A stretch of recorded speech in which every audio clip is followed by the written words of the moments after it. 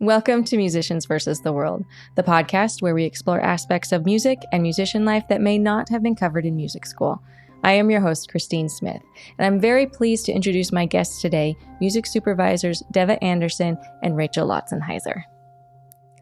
Deva Anderson and Rachel Lautzenheiser have worked together for more than a decade.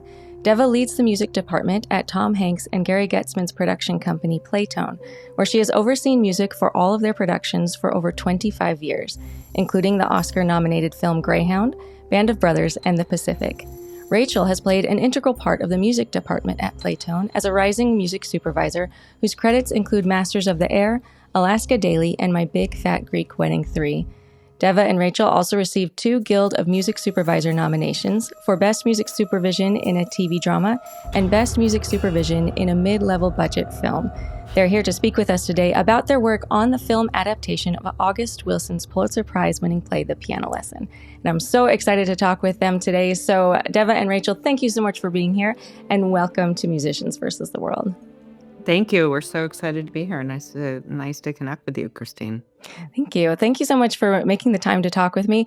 I'm especially excited because you are our first music supervisors on our program, which is wonderful. And I can't wait to learn about what you do, especially in the context of the piano lesson, because watching it, it almost seemed like a masterclass on what to do as a music supervisor, because it had the piano, which of course I'm very, very partial to myself, but you used music in so many different ways. You had multiple characters playing the piano itself. You had multiple on-screen performances with Erykah Badu, and then you had an a cappella quartet. You had a magical score, and then also some music maybe licensed on top of everything and it was a historical drama with themes that override, I guess, history. So, I mean, it's amazing what you did. Did I miss anything, or was there did I catch everything that you guys worked on? Christine, you described it better than we could. Oh. That kind of encompassed all of it. Really? Was this just, I can't even imagine how much fun this must have been to work on this project. Like, how did you get involved with it?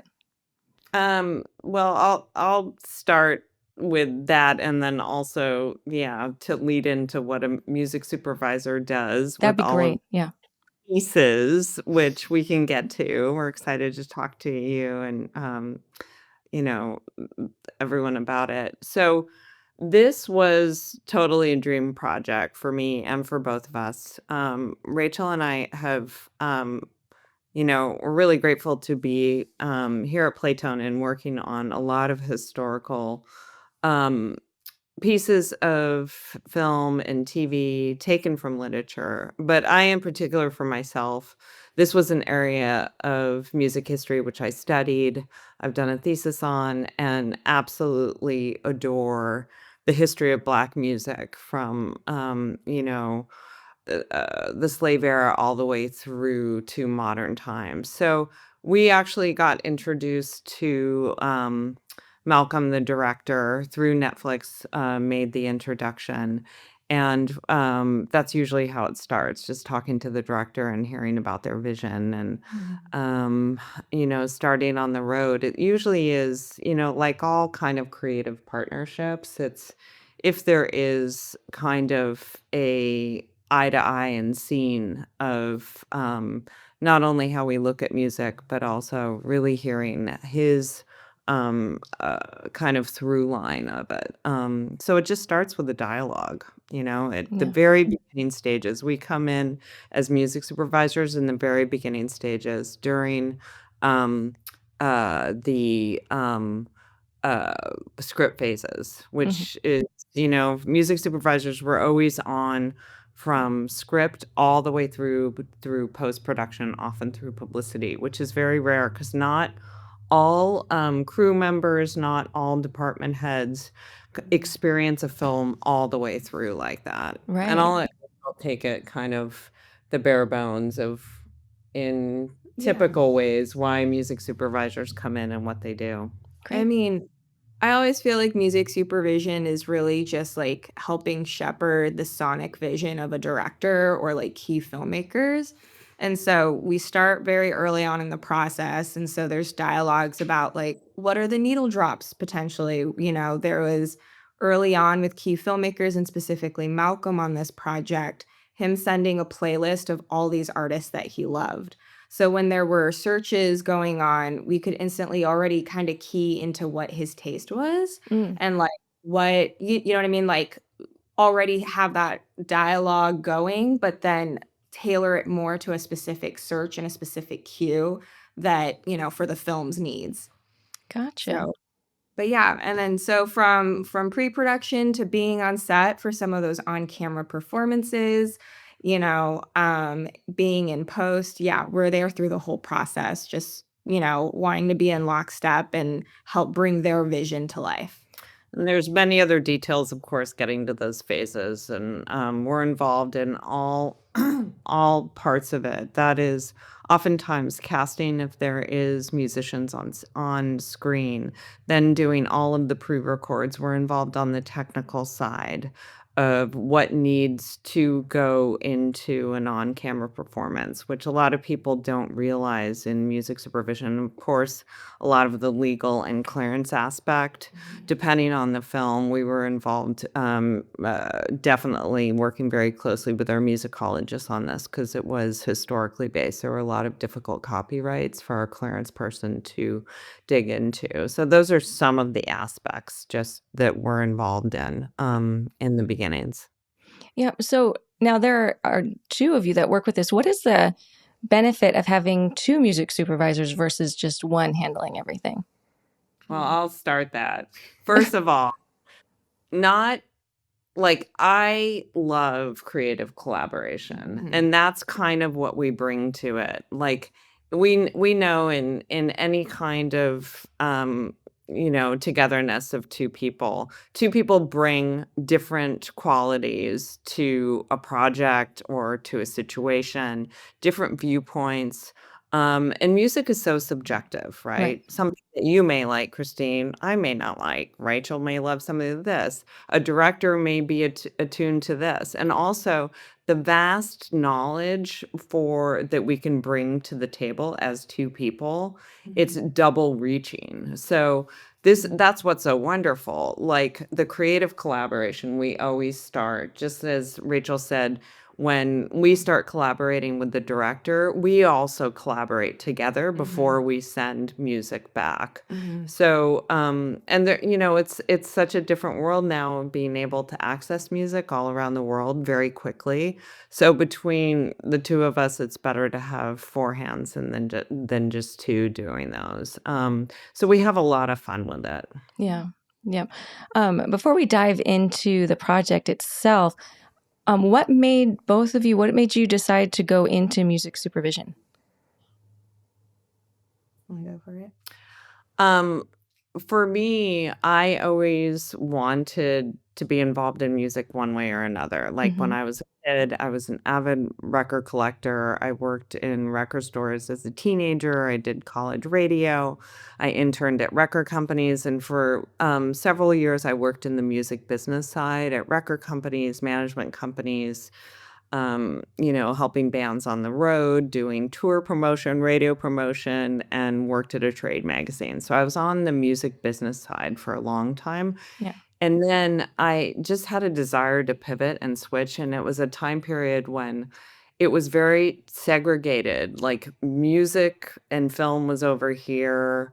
The music business was here. Like now it's just much more of a collective. Film, fashion, music, everything is together now, and it's much more fluid. Then I met with anyone who would meet with me and started from the ground up, learned clearances, and then I was lucky enough just to connect with Gary Goeztman, who was starting a film with Tom Hanks called That Thing You Do, and that's been the beginning of the ride. That's been wonderful, Wow. What a film to start with.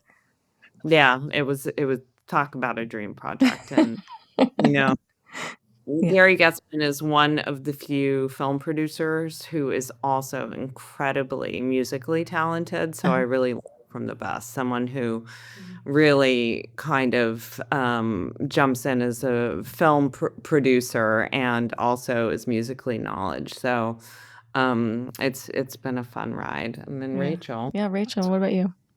Yeah, I mean, I think I realized pretty early on I wasn't going to be a songwriter or a performer, and I wanted to figure out how to still be within the space. And I had this light bulb moment of like, oh, there's got to be someone who helps with placing music in a film. And that's been my North Star. I was already like that nerdy kid that was like waiting for the end title credits because I like had heard that song in a film and like Shazam didn't exist yet, Um, and so like with that light bulb moment, like all through college, I was interning, and that's how I got my start with Deva. I grabbed coffees with multiple people, one of them being Rick Elias in Nashville, who had worked as a songwriter on That Thing You Do. And he was okay, you're reading books on copyrights for fun. Like, you're serious about this. You're not just like, you know what I mean? And so he gave me my intro to Deva. And so I got to intern with her. So relationships and internships have been key to me being where I'm at. I'm so grateful and thankful. And then also, in addition to your work with Playtone, you also do some consulting. Deva, do you want to talk a little bit about that aspect of your career? Sure, absolutely. So in-house at Playtone, Rachel and I are both in-house. And through my own music supervision company, Rachel and I music supervise a lot of projects outside. And I also wear a different hat as a consultant for studios and companies that need help of other music hands. So sometimes I'll jump in as a de facto executive if they need help on projects and kind of be in-house when they need it for certain time periods. Currently, I'm doing work with Netflix original film as a music consultant over there. So sometimes I jump in different time periods. So we make it all work with our time. It sounds pretty busy. Yeah, it's fun though. We love it. It adds a lot of diversity. Right. Yeah. So you were reading books about copyright. Okay.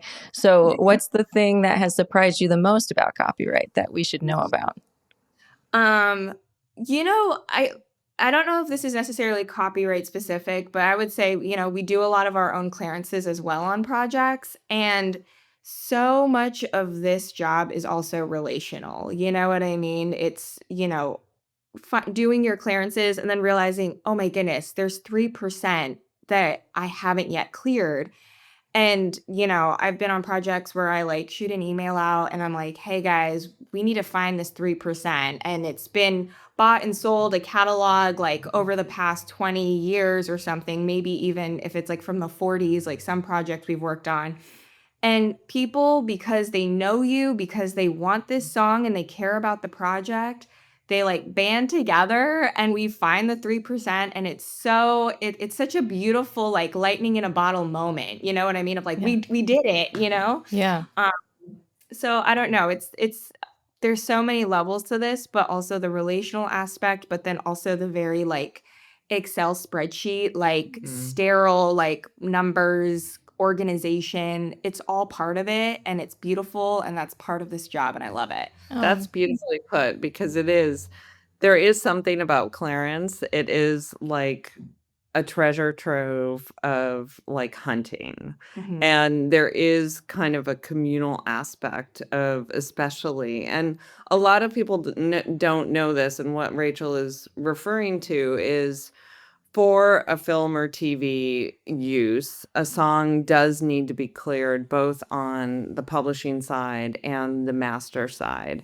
Unlike if a band wants to record a song and put it on their record, they don't have to clear the publishing on it. But any kind of new use or reuse within a new use of film, everything needs to be cleared. So sometimes that comes to a lot of surprise of people that are, musicians or bands who are like, I want to license my stuff. But there was a guy in the room that they didn't have the rights on that co-wrote the song. They don't think about these things. So Right. it's really, there's a lot of particulars to our spectrum of the job that is very different. Yeah. Right. Right. And that's the thing that you need to have so that you can have that music in the film and really tell a story with it. Yeah. Yeah. So there's a very technical side, but then there's also a very artistic side, and the two work together to do the storytelling. Exactly. Wow. Another question I had, more of a technical side, is that you had so many live performances in this film. And I know this is kind of a interesting, I don't know, it may not be interesting, but to me it's interesting because I'm a pianist. You have a little girl playing the piano, you have her uncle playing the piano, you have a professional, I guess he was a jazz musician playing the piano, and then you have our main character playing the piano, and they all play different things. The little girl just plays a little scale, and it's so cute and it's adorable, and it's just this little girl playing it. Who decided what they were going to play? We were talking about this earlier too. It's kind of an evolution of what happens, of what the vision is going into filming, what happens during filming, and then how the vision changes during post-production. Okay. So oftentimes, it evolves. Most importantly, going into your question of to decide what they're going to play, there's a huge technical side to that, to make sure that, first of all, the actors or the actresses know how to play piano, look like they're syncing up. We also coordinate with all of the sound team and camera team, etc. And there's a lot of prepping for that in advance. So vocal lessons for people that don't know how to sing, music lessons for people who don't know how to play. And oftentimes at that time when you're starting coaching, you don't know what the piece is going to be because the director hasn't decided. Oh, really? So the piano lesson was something that evolved because those kind of impromptu pieces were things. First of all, we wanted a reminder, like this was based on the August Wilson play.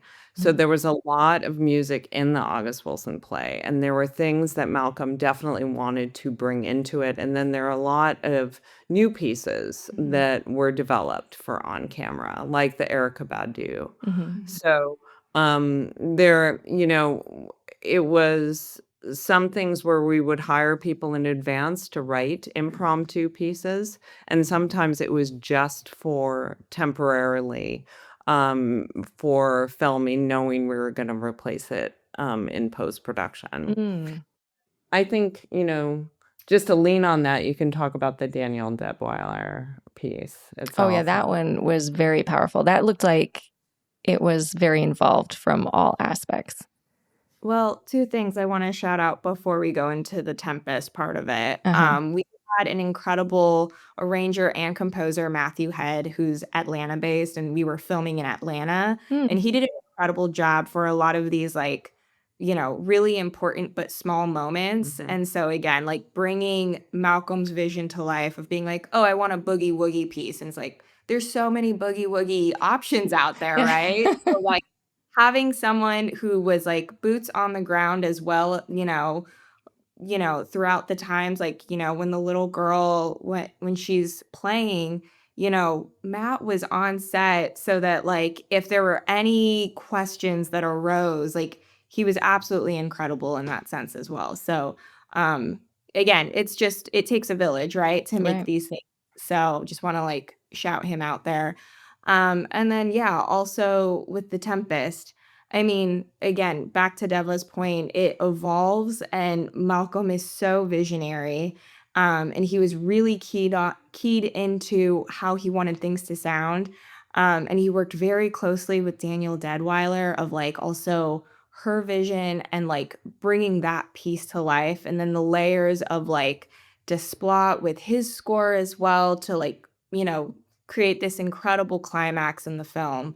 Yeah, that was a beautiful scene. Everything from the blocking, the lighting, everything just seemed to work really, really powerfully to make the whole film come together. And I just wonder, because there's such an amazing buildup with Danielle Deadweiler, how she how she starts out and then it just grows, and all of the music, all of the score behind her grows, and it seems like her intensity grows with that.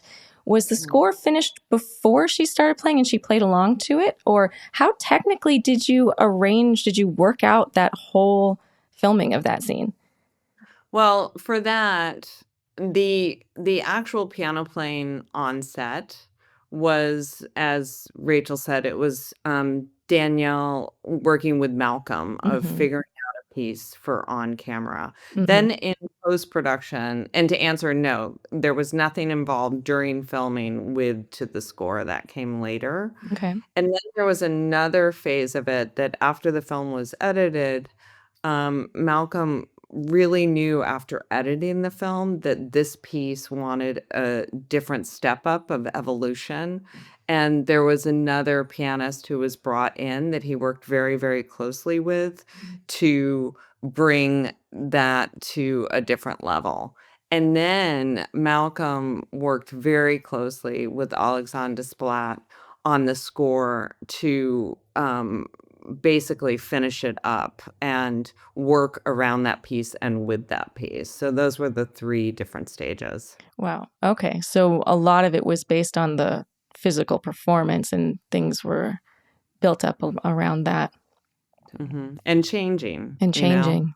And also for music supervision and for film editing, there's a way you want the creative license on set to be able to take any shot possible. But one of the most important things that we always watch for when we're on set or in post is to make sure the sync is correct. Because the Right. last anyone, and you're a piano player, you've probably seen a lot of films where, they're playing different notes, on audio that are very different than what they're playing. And it throws the audience off. It So does. that's something that we look at very closely and make sure that there's options and that it's protected during the filming in order for the director to have license later for a lot of leeway. Gotcha. So you're right there on the set making sure that everything's available.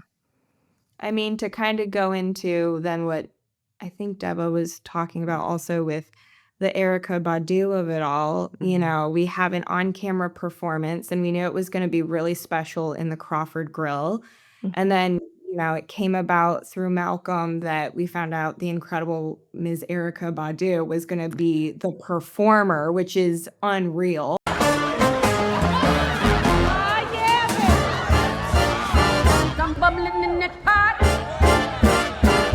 That's all we got.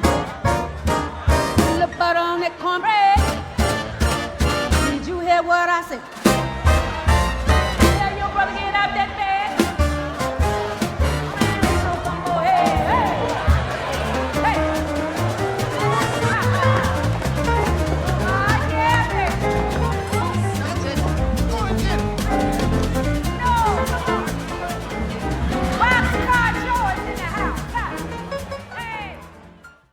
She did covers of songs and it was like, okay, we're going to also do an original song, but we're channeling something that's in the same vein as like Bessie Smith, these classic blues artists, And I mean, it was a home run, but then getting to be on set, have, a band, a live band, have her perform, the dancers. I mean, it's a real club. It's in, goosebump moment, Yeah. Yeah. So. That must have been incredible. So when you were there, how was that different? Or maybe it was exactly the same as the more intimate, maybe piano parts of like, how did your job change when there was a big group of people performing versus just 1 or 2?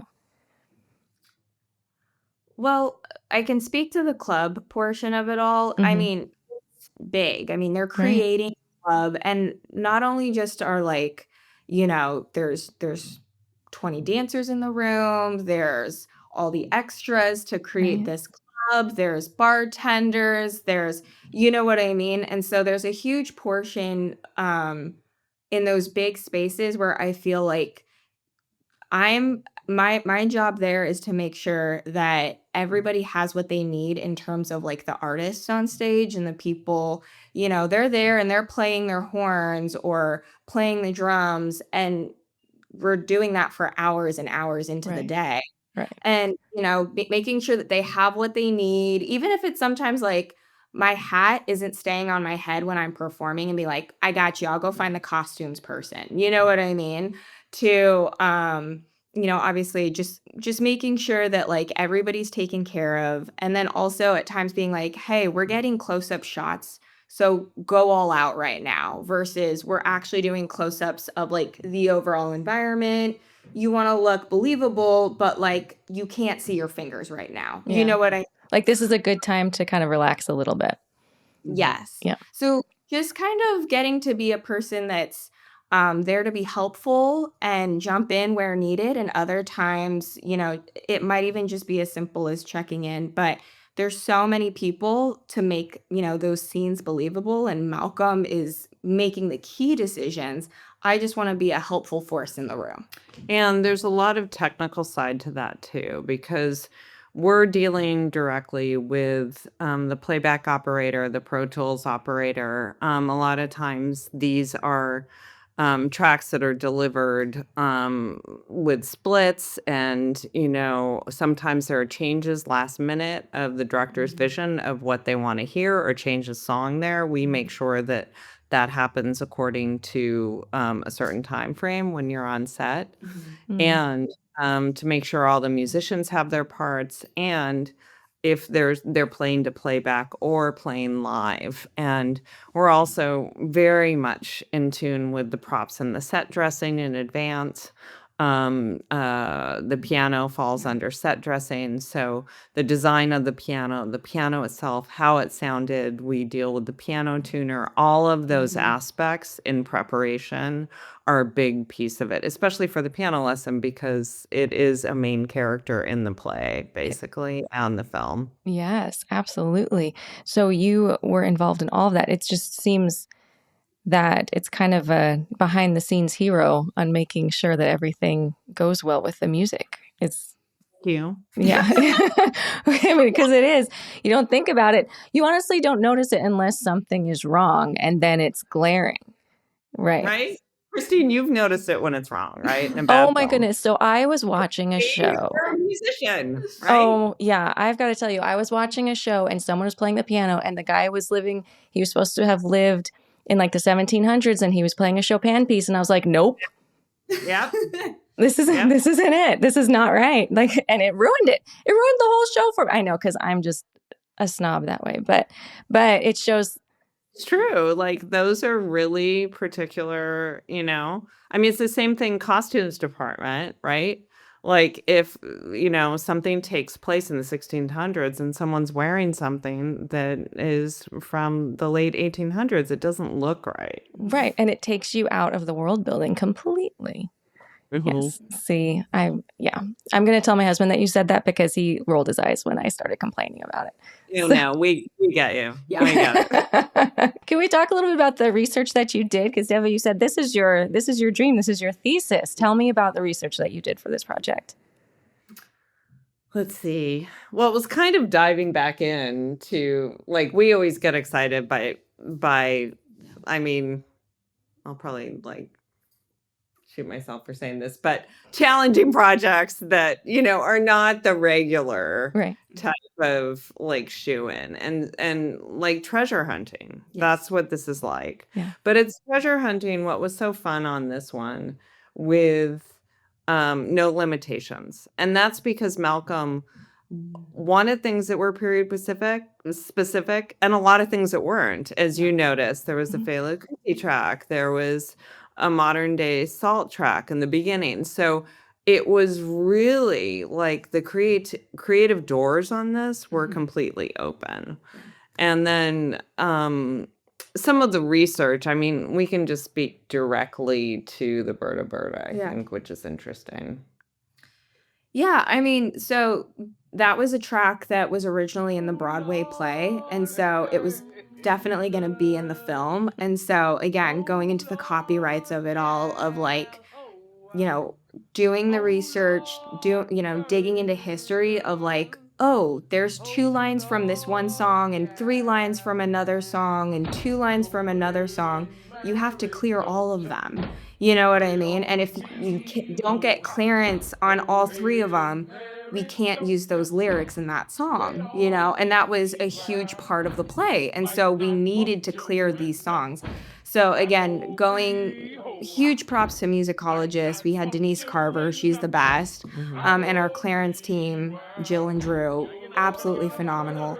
And yeah, it takes time, and you have to do all of that in preparation before you're on set and filming these on cameras, because otherwise you might have to reshoot later on if it's not cleared.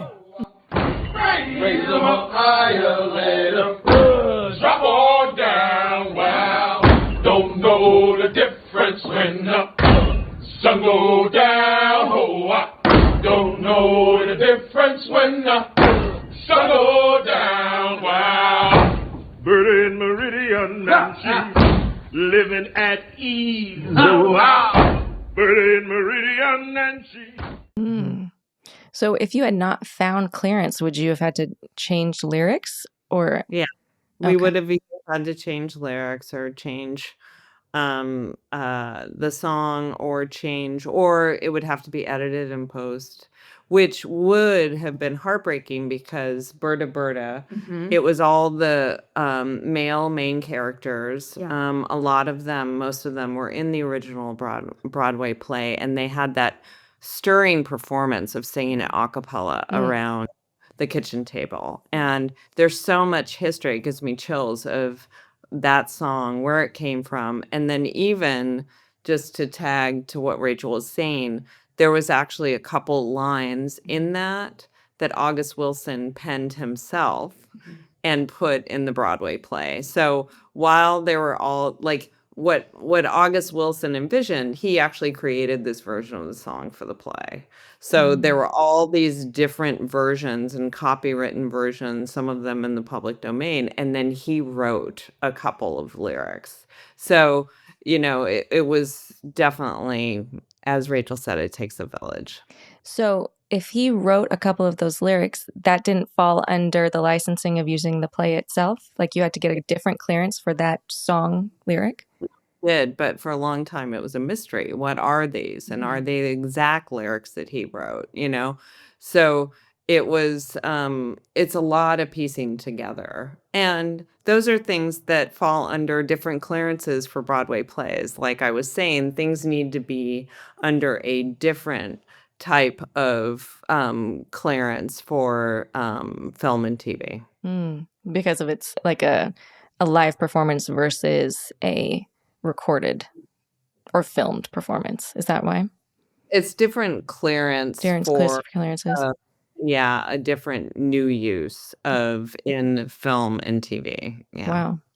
Wow. That's Is there anything else that was surprising as you were helping with the artistic vision, maybe the research or the song choices?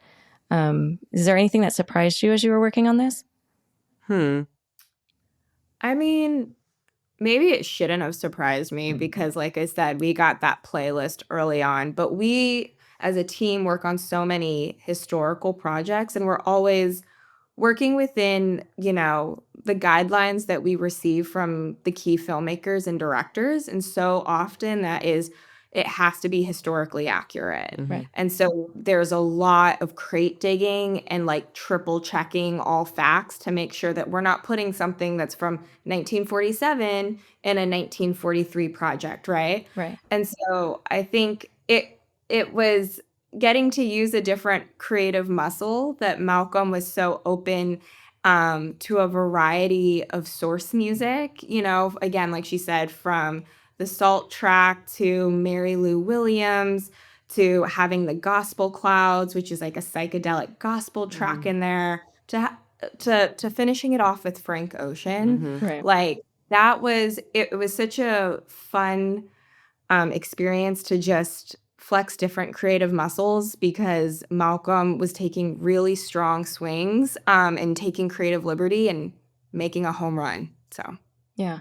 Love that. How about you, Deva? Is anything surprising or extra fun for you weren't expecting? I echo exactly what she said, and that's what we talk about the project, how special it was, to be able to have the runway of such a large time period and not having those constraints. Mm-hmm. Yeah. Yeah. And I wonder, I think that doing that was really nice because it kind of it helped the audience know these themes are about this family, but these themes also are very relevant today Mhm. as well. Absolutely. Mhm. Yeah. And I think the music was the catalyst for bringing that parallel with Mhm. that. So I thought that was very, very smart use of musical choices. So, All due to Malcolm. Yes. We give him the credit. yeah. yeah, it was very smart. So, we are out of time. This has been so much fun chatting with both of you. So as we end, do you have any advice for someone who wants to be a musical supervisor or wants to be in your shoes? What advice would you give an aspiring music supervisor? I will give that to Rachel. Oh, you get to do it too. I want it from both of you. So, Okay. so you get a little time to think. I mean, I guess in terms of like what we do specifically, again, there's music supervisors for all types of projects, but we do a lot of historical stuff. And so I think, besides, building relationships and, asking people to coffee and, there's such a wealth of knowledge and I've had the best teacher. So I'm so grateful to Deva and she's just, the peak. Besides that, which I feel like isn't obvious, I think also just keeping the love alive for music in terms of like, broadening your horizons, and every different project is a different book report in my mind. And I get to discover new songwriters, new genres, new artists. And, these people really lived and they made a living and or supplemented their living by this incredible art that they created that's left behind. And so, I don't know, that's like the first love for me in all of this. Yeah, I love that. Thank you. I do totally agree with that. And there is to learn. I think now, when I started, there was no schools of how this works. There's a lot more resources now of how this job works, what's entailed to it. There's actually, certain schools that teach a lot of music supervision based stuff, Emerson, Belmont, all places like that. But it is getting your hands and feet dirty on the ground, interning. I did it, Rachel did it, really digging in and not being limited of what you think the job is, because it's always a huge expansion. Right. I also really, really encourage things that some people don't think about, but what Rachel was talking about learning copyright. It's like this delicate balance of course our job is creative, right? Everyone wants to do this because on the outside it seems so creative. It's incredibly tactile, a tremendous amount of organization and a lot of just hands-on legal clearances, technical, and so everything, expose yourself to working in a recording studio, learning the technical side, taking copyright courses, learning about publishing, all of these things kind of are the through line to a lot of the pieces of what we do. Yeah, I love that. Thank you. Well, Deva Anderson and Rachel Lautzenheiser, thank you so much for taking the time to talk with me and to teach me all about what you do as music supervisors and all of the art that you do. I really appreciate you taking the time to talk to me. Thank you. It's been a pleasure. Thanks, Christine. Thanks for having us.